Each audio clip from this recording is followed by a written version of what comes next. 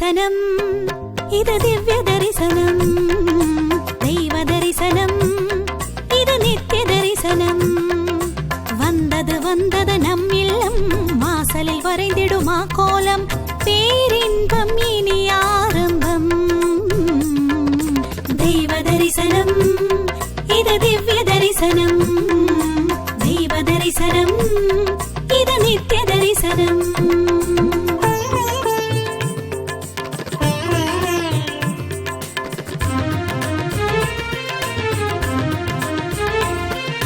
மனிதனை புனிதம் ஆக்குவது தெய்வ தரிசனம்.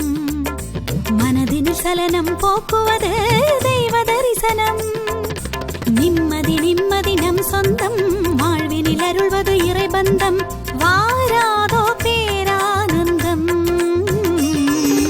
தெய்வ தரிசனம், இது திவ்ய தரிசனம்.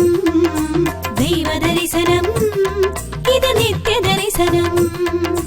தெய்வ தரிசனம், இது திவ்ய தரிசனம். தெய்வ தரிசனம், இது நித்திய தரிசனம்.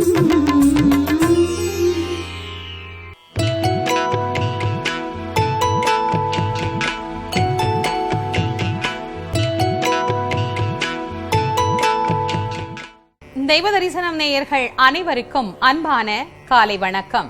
சிறப்புக்குரிய தெய்வ தரிசனம் பகுதிக்கு உங்கள் அனைவரையும் அன்புடன் வரவேற்கின்றோம். ஒவ்வொரு நாளும் நம்முடைய வாழ்வு மகிழ்வான வாழ்வாக, இன்பமாக வாழ்வாக அமைய வேண்டும் என்பதற்காகத்தான் நம்முடைய ஆலய வழிபாடுகளிலேயே முன்னோர்கள் நித்திய கடமையாக நமக்கு வைத்தார்கள். அந்த வகையில் ஒவ்வொரு ஆலயத்திற்கும் சென்று இறைவனை நாடி நாடி தேடி தேடி ஓடி ஓடி வழிபட்ட அடியவர்கள் காட்டி தந்த அந்த ஆலயங்களையும் ஆலய வழிபாடுகளையும் நாம் நம்முடைய இல்லத்தில் இருந்தபடியே வழிபடுவதற்கான ஒரு நல்ல வாய்ப்பை பெற்றுத் தருவது தெய்வ தரிசனமாகும்.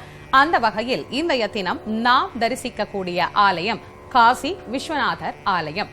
காசியிலே சென்று வழிபட முடியாத பக்தர்களுக்காக எம்பெருமான் பல்வேறு இடங்களில் காசி விஸ்வநாத கோலத்தோடு எழுந்தருளி அருள் புரிகின்றார். சென்னையிலே மேற்கு மாம்பலத்தில் அமைந்துள்ள காசி விஸ்வநாதர் ஆலயத்தை தான் இன்றைய தினம் நாம் தரிசிக்க இருக்கின்றோம். இந்த சென்னை மேற்கு மாம்பலத்தில் அமைந்துள்ள காசி விஸ்வநாதர் ஆலயத்தில் திருக்கல்யாண வைபவம் மிகவும் சிறப்பாக நடைபெற்றது. திருக்கல்யாண வைபவத்தையும் ஆலயத்தினுடைய அற்புதமான வழிபாடுகளையும் நாம் நம்முடைய இல்லத்தில் இருந்தபடியே வழிபட்டு மகிழலாம். வாருங்கள். காசி விஸ்வநாதர் கோவில், மேற்கு மாம்பலம்.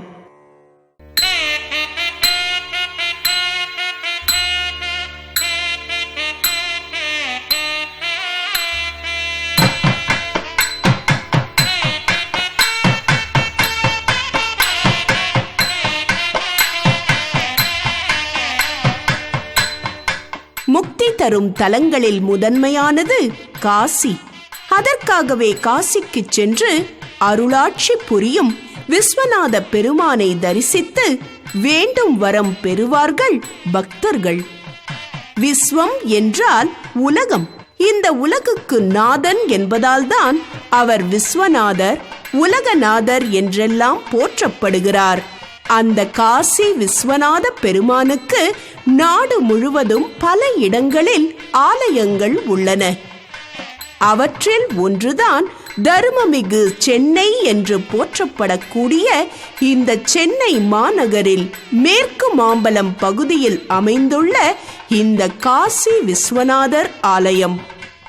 மாம்பலம் என்ற பெயர் வந்ததே இந்த பெருமானை வைத்துத்தான். ஆம், சிவபெருமானுக்கு மிகவும் உகந்த வில்வ மரங்கள் நிறைந்து இது ஒரு வில்வ தோப்பாகவே இருந்ததாம். அதனால் இந்த பகுதியை மகாபில்வம், மகாபிலம் என்றெல்லாம் அழைத்துள்ளனர். பின்னாளில் இது மாம்பலம் என்றானதாம். காசிக்கு சென்றால் வீசம் புண்ணியம் என்பார்கள். வீசம் என்பது ஒரு அளவு. இங்கே இந்த காசி விஸ்வநாதரை தரிசித்தால் அளவற்ற புண்ணியம் கிடைக்கும். அழகிய ஏரியுடன் வில்வ வனமாக இருந்த இந்த இடத்தில்தான் காசி விஸ்வநாத பெருமான் கோவில் கொண்டார். அந்த வகையில் மிக பழமையான கோவில் இது. சற்றே சிதிலமுற்று இருந்த இந்த கோவிலில் திருப்பணிகள் மேற்கொள்ளப்பட்டு கோவிலை சுற்றிலும் சீர்திருத்தி செப்பனிட்டு கடந்த 2008ஆம் ஆண்டில் குடமுழுக்கும் நிகழ்த்தப்பட்டுள்ளது.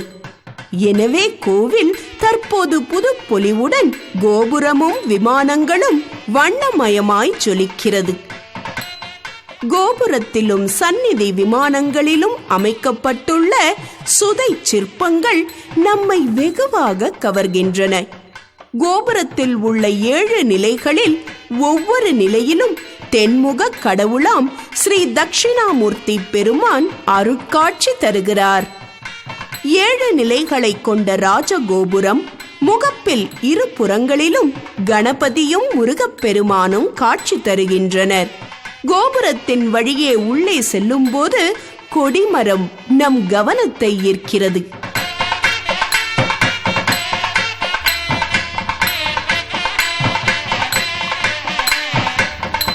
கொடிமரம் என்பது மிக உயரமாக எங்கிருந்து பார்த்தாலும் தெரியும் வகையில் அமைக்கப்படும். கடலில் திசை தெரியாமல் எப்போது நிலத்தில் சென்று கால் வைப்போம் என்ற சலிப்புடனும் எதிர்பார்ப்புடனும் அலைகளில் தடுமாறிச் செல்லும் கப்பல்களுக்கு கலங்கரை விளக்கமே கடவுளாக தெரியும். அதுபோல் அந்த காலத்தில் மாட்டு வண்டிகளிலும் குதிரைகளிலும் நடைப்பயணமாகவும் செல்லும் மக்களுக்கு கோவில் இருக்கும் இடத்தை காட்டிக் கொடுத்து வா என்று அழைப்பது இந்த கொடிமரம்தான். அதில் கட்டப்பட்ட மணிகள் காற்றில் அசைந்து இனிமையான ஒலி எழுப்பி பக்தர்களை வா என்று அழைக்கும். துன்பக் கடலில் உழன்று கொண்டிருக்கும் நமக்கு இதுதான் உனக்கு சரியான இடம் என்று கூறி நம்மை அழைத்து இறைவனின் சந்நிதியில் சேர்ப்பதும் இந்த கொடிமரமே. அதனால்தான் நமக்கு வழிகாட்டியாய் அமைந்த இந்த கொடிமரத்தை விழுந்து வணங்குகிறோம். கொடிமரத்தை அடுத்து முன் மண்டப விதானத்தில் நின்ற நிலையில் விநாயகப் பெருமான், ஒரே ஆசனத்தில் அமர்ந்த கோலத்தில் சிவபெருமானும் பார்வதியும், இடப்புறம் மயில் வாகனராய் முருகப்பெருமான் மிக வித்தியாசமாக புலித்தோலை அரைக்கசைத்து கையில் வில்லும் அம்பும் தாங்கி மானும் மழுவுமாய் பிறை சூடிய பெம்மானாய் சிவபெருமான் அருகே அன்னை பார்வதியும் நின்றிருக்க அழகு கோலத்தில் திகழ்கிறார். அடுத்து தட்சிணாமூர்த்தி பெருமான் ஆலின் கீழ் அமர்ந்த நிலையில் அருள் காட்சி தருகிறார். காளை வாகனத்தில் பார்வதி தேவியுடன் அமர்ந்த நிலையில் அபய வரத கரங்கள் காட்டி அருள் தரும் சிவபெருமான் அற்புத காட்சி தருகிறார். அடுத்து கரத்தில் முறுக்கிய நிலையில் சாட்டையுடன் காளையின் மீது சாய்ந்தபடி ஒய்யாரமாக காட்சி தரும் பெருமானின் அழகு கோலத்தை தரிசிக்கிறோம்.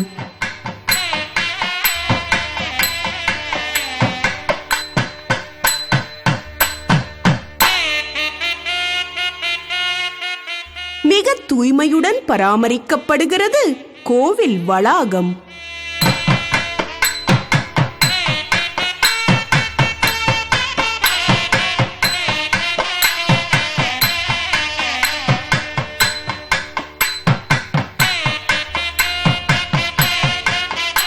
இங்கே ஆடல் வல்லான் ஸ்ரீ நடராஜ பெருமானின் திருவுருவை தரிசிக்கிறோம். சிவபெருமானின் திருமண கோலத்தையும் இங்கே தரிசிக்கிறோம். ஸ்ரீமன் நாராயணன் தன் கரத்தில் வைத்திருக்கும் கெண்டியிலிருந்து நீரை விட்டு தாரை வார்த்து கொடுப்பதாய் அமைந்த அழகு கோலம் இது. உடன் லக்ஷ்மியும் இருக்க இரு தெய்வ தம்பதிகளையும் தரிசித்த உணர்வு நமக்கு கிட்டுகிறது. ஊர்த்த தாண்டவ மூர்த்தியாய் பெருமான் நடனமாடிய அழகு கோலத்தையும் காண்கிறோம். திருவாலங்காட்டில் பெருமான் காட்டிய ஊர்த்துவ தாண்டவத்தை தரிசிக்கிறோம். விநாயகர் சந்நிதி விதானத்தில் விநாயகப் பெருமான் தன் ஒரு கொம்பை ஒடித்து ஒரு கையில் வைத்தபடி மறு கையில் மோதகம் கொண்டு அதை தும்பிக்கையால் எடுத்தபடி வித்தியாசமான கோலத்தில் காட்சி தருகிறார். அடுத்து நாயன்மார்களின் சந்நிதி. இங்கே தொகையடியார்கள், நால்வர், அனைவருக்கும் மற்ற தலங்களில் அமைந்துள்ளது போல் வரிசையாக இல்லாமல் தனித்தனி அமைப்பாக சந்நிதிகள் அமைக்கப்பட்டுள்ளன.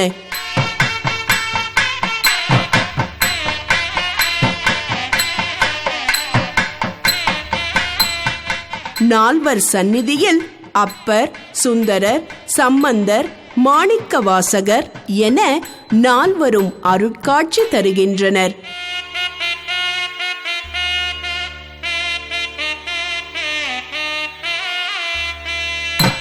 சேக்கிழார், பட்டினத்தார், அருணகிரிநாதர், வள்ளலார் ஆகிய நால்வருக்கும் தனிச்சந்நிதி அமைந்துள்ளது. கூப்பிய கரங்களுடன் திகழும் அடியார்களின் தரிசனம் நமக்கு எம்பெருமானை எவ்வாறு ஒருமை மனத்துடன் வணங்க வேண்டும் என்று உணர்த்துகிறது.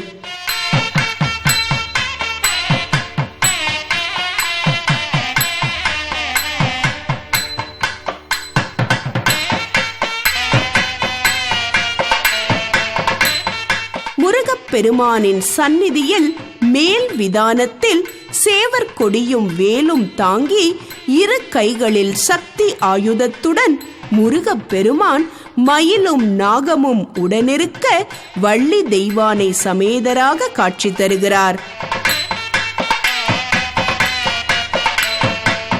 அடுத்து ஒரு மண்டபத்தில் நந்திகேஸ்வரர் கூப்பிய கரங்களுடன் காட்சி தருகிறார். சங்கர நாராயணர் சிவனும் விஷ்ணுமாய் இணைந்த கோலத்தில் ஒரு கையில் மழுவும் மற்றொரு கரத்தில் சங்கும் தாங்கி காட்சி தருகிறார்.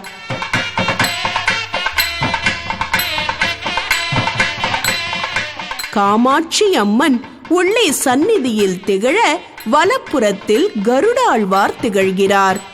அடுத்து அர்த்தநாரீஸ்வரரின் அழகு கோலத்தை தரிசிக்கிறோம். அம்பிகையும் ஈசனும் இணைந்த அற்புத கோலம். சக்தியும் சிவமும் பாதி பாதி என்று உணர்த்தும் தத்துவ ரூபமாய் திகழ்கிறார் அர்த்தநாரீஸ்வரர். அடுத்து யோக நரசிம்ம பெருமானையும் சஞ்சீவி ராயரான ஆஞ்சநேய பெருமானையும் தரிசிக்கிறோம். சஞ்சீவி மலையை தம் கரங்களில் தூக்கியபடி நகரும் ஆஞ்சநேயர் வேறெங்கும் காண முடியாத அழகு கோலம். அடுத்து சரபேஸ்வரரையும் பிரத்யங்கிரா தேவியையும் தரிசிக்கிறோம். சிவபெருமானின் வடிவங்களில் ஒன்றான சரபரும் பிரத்யங்கரா தேவியும் அருள் செய்கிறார்கள். அவர்களுக்கு அகல் விளக்கு ஏற்றி பிரார்த்தனை செய்கிறார்கள் பக்தர்கள். விளக்கு ஏற்றி வழிபட்டு இருள் அகன்று ஒளி வீச பிரார்த்தனை செய்கிறார்கள்.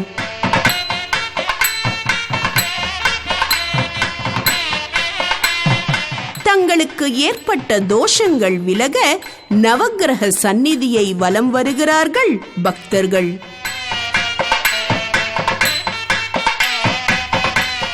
ஞாயிறு, திங்கள், செவ்வாய், புதன், வியாழன், வெள்ளி, சனி பாம்பிரண்டும் உடனே ஆசரு நல்ல நல்ல அவை நல்ல நல்ல அடியாரவர்க்கு மிகவே என்று போற்றி இங்கே சந்நிதி வலம் வருகிறார்கள் பக்தர்கள். பெருமானின் சந்நிதியை வலம் வரும்போது நர்த்தன கணபதியை தரிசிக்கிறோம். ஒரு கால் தரையில் பதிய ஒரு கை நீண்டு அவரின் கோலமே அதி அழகுதான். கருவறை கோஷ்டத்தில் தென்முக கடவுளாம் தட்சிணாமூர்த்தி பெருமான் அருள்கிறார். சங்கும் சக்கரமும் தாங்கி கருவறையின் பின் கோஷ்டத்தில் மகாவிஷ்ணு காட்சி தருகிறார். அடுத்து நான்முக கடவுள் பிரம்மனை தரிசிக்கிறோம். இவ்வாறு பிரம்மா, விஷ்ணு, சிவன் ஆகிய மூவரையும் தரிசித்து அருள் பெறுகிறோம். உள்ளே நந்தியம் பெருமானை தரிசிக்கிறோம். இந்த காசி விஸ்வநாதர் ஆலயத்தில் பிரதோஷ காலத்தில் நடைபெறும் பூஜை மிகவும் பிரசித்தமானது. மக்கள் தங்கள் குறைகள் நீங்க பிரதோஷ பூஜையில் கலந்து கொண்டு பெருமானின் அருள் பெறுகின்றனர். மகா சிவராத்திரி மிக விசேஷமாக கொண்டாடப்படுகிறது. கிழக்கு பார்த்த சந்நிதியில் காசி விஸ்வநாதர் அருளாட்சி புரிகிறார். மிகச் சிறிய சுயம்பு லிங்க வடிவம் அழகாக அலங்காரம் செய்யப்பட்டுள்ளது. தெற்கு பார்த்த சந்நிதியில் காசி விசாலாட்சி அழகு கோலத்தில் எழுந்தருளியுள்ளாள். அன்னை விசாலாட்சி இங்கே அழகிய தோற்றத்துடன் கருணை முகம் கொண்டு அருள் பாலிக்கிறாள். காசி விஸ்வநாதர் ஆலயத்தில் பெருமானுக்கும் அம்பாளுக்கும் திருக்கல்யாண உற்சவம் நடைபெறுகின்றது.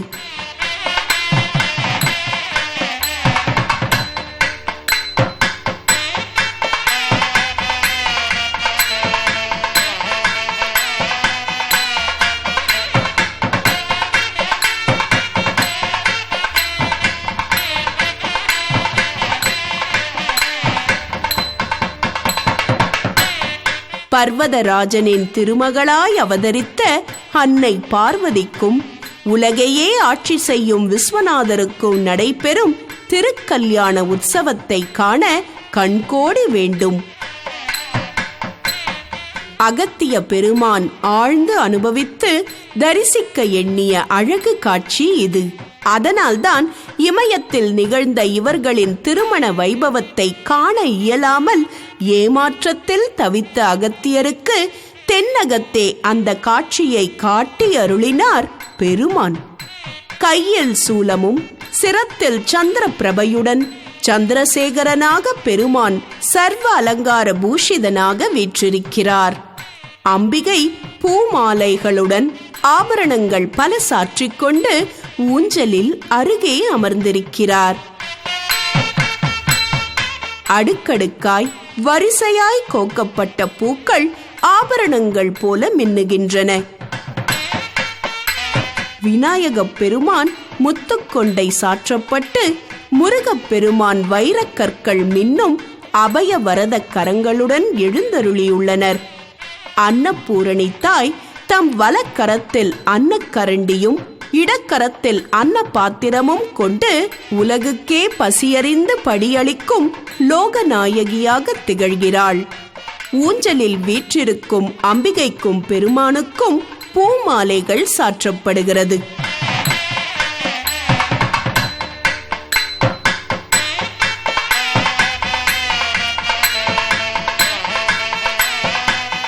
மாலை மாற்றல் உற்சவத்தை கண்டு ஆனந்தப்படுகிறார்கள் பக்தர்கள். ஆடி அசைந்து இருவரும் எழுந்தருள்வது அற்புதமாக உள்ளது.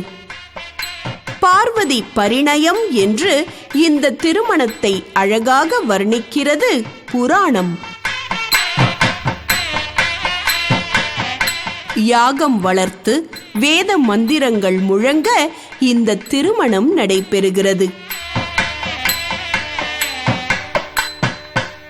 விக்னங்களை போக்கும் நாயகனாம் விநாயகப் பெருமானை முன்னிறுத்தி அவருக்கு முதல் பூஜைகளை செய்து முறையாக துவங்குகிறார்கள்.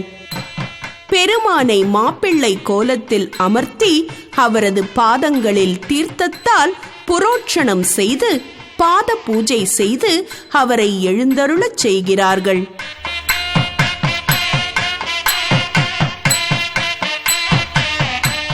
தூபமும் தீபமும் காட்டி அவருக்கு உபசாரம் செய்கிறார்கள். அன்னையே பச்சை வண்ணத்தில் மரகத மேனியாளாக திகழ்பவள் அன்றோ? அந்த பார்வதி உமைக்கு மடிப்பு குலையாமல் அணிவிக்கப்பட்ட பச்சை பட்டு அழகுக்கு அழகு சேர்க்கிறது. கண்ணாடி வளையல்கள் மங்களத்தின் தன்மையை வெளிக்காட்டுகிறது. திருக்கண்களுடன் அருட்கடாட்சத்தை அள்ளி வழங்கும் அன்னை பார்வதி புன்முறுவல் பூக்க திகழ்கின்றாள். பூக்களின் நறுமணமும் மலர்ச்சியும் மங்கள நிகழ்வின் அடையாளத்தை உணர்த்துகின்றன. 4 திருமாங்கல்யங்கள் மங்கள நாணில் கோக்கப்பட்டு தேங்காயில் சுற்றப்பட்டு பூஜையில் வைக்கப்பட்டுள்ளது.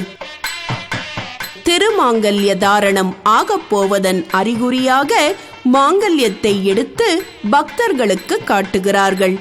அதனை தங்கள் கைகளால் தொட்டு கண்களில் ஒற்றிக்கொள்கிறார்கள் பக்தர்கள். பெருமானின் திருக்கரங்களில் தொட்டு மாங்கல்யத்தை அம்பிகையிடம் சேர்க்கிறார்கள்.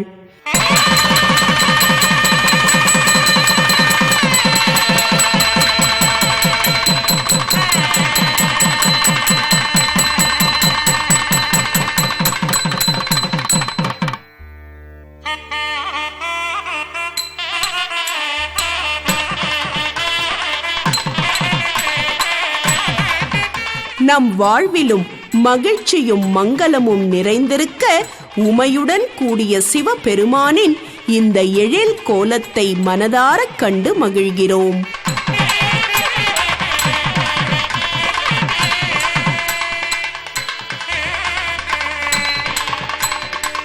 திருமண நிகழ்விற்கு பிறகு இருவரும் வீதி உலா புறப்படுகின்றனர். ஆடி அசைந்து தன் பக்தர்களுக்கு அருள் புரிய பெருமான் புறப்பட்டுச் செல்லும் அழகே அழகுதான். மிகச் சிறந்த சிவபக்தனான ராவணன் ஒரு முறை தன் வீரத்தின் மீது கொண்ட கர்வத்தால் கைலாய மலையை தூக்க முயன்றான். ஆனால் தன் கால் பெருவிரலால் பெருமான் மலையை அழுத்த ராவணன் வலியால் துடித்துப் போனான். பின் தன் இசையால் பெருமானை வசப்படுத்திய ராவணன் வரம் பல பெற்றான். அந்த தசமுகனின் வாகனத்தில் பெருமானும் அன்னை உமையும் எழுந்தருள்கிறார்கள். அவர்களை தரிசித்து மலை போல் நம்மை தொடரும் துன்பங்களெல்லாம் அவன் அருளாலே விலகி என்றும் இன்பமே நம்மை சூழ பிரார்த்திப்போம், பலன் பெறுவோம்.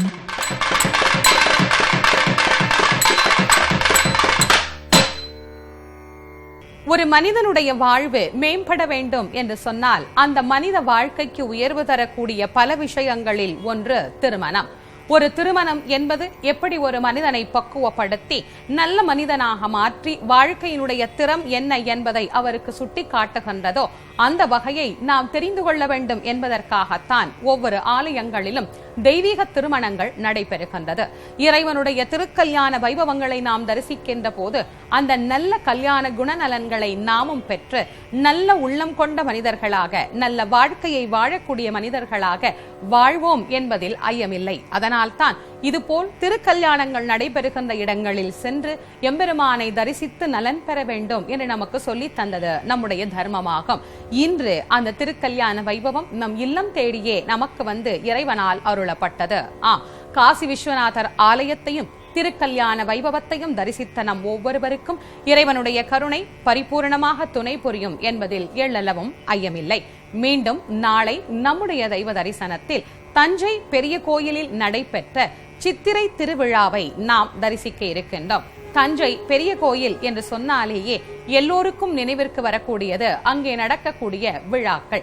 பிரம்மாண்டமான ஆலயம், பிரம்மாண்டமாக நடக்கக்கூடிய திருவிழாக்கள், இவைகளையெல்லாம் காண்பதே வாழ்வின் மிகப்பெரிய பேறு என்றுதான் கூற வேண்டும். ஆகவே நாளைய தினம் சித்திரை திருவிழாவை தஞ்சாவூர் பெரிய கோவில் ஆலயத்தில் இருந்து உங்கள் அனைவரையும் சந்திக்கும் வரை உங்களிடம் இருந்து விடைபெறுவது திருமுருக வள்ளல் வாரியார் சுவாமிகளின் மாணவி தேசமங்கையர்க்கரசி. நன்றி, வணக்கம்.